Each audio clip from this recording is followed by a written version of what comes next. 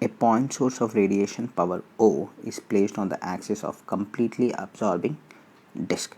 The distance between the source and the disk is 2 times the radius of the disk.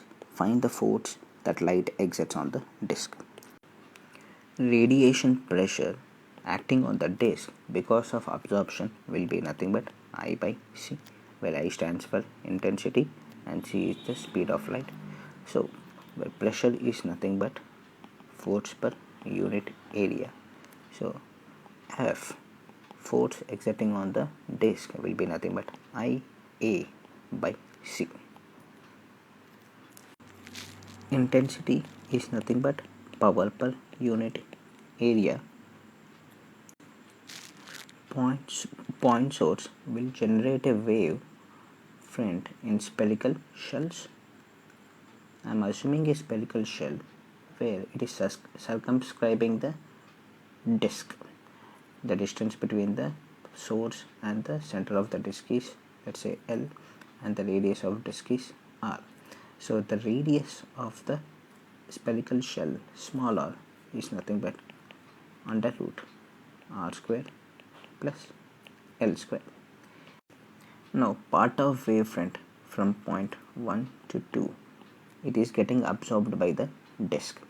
If I am assuming the length L is much bigger than radius R, then area of the surface area of the spherical shell 1, 2 is equal to area of disk, where intensity and surface area, curved surface area, both will be radially outward, and the force acting on the surface area will be also radially outward.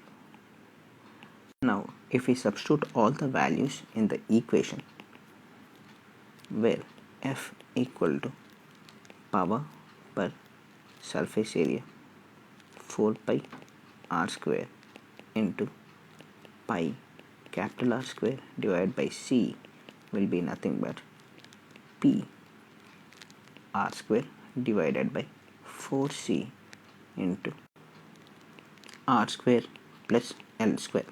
So this is the equation we are going to use to find out the force acting on the disk.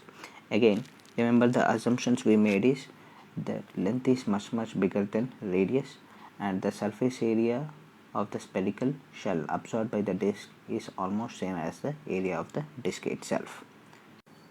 So the equation we got, radiation force acting on the disk is P into R square, where R is the radius of the disk, by 4C into R square plus L square, where L is the distance between the center of the disk to the center power source.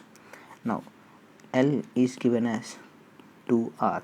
By substituting the value, F will be P R square by 4C into R square plus 2R whole square, that is equal to P R square divided by 4C into 5R square, which is equal to P by 20C. So the right answer for the given question is option 4.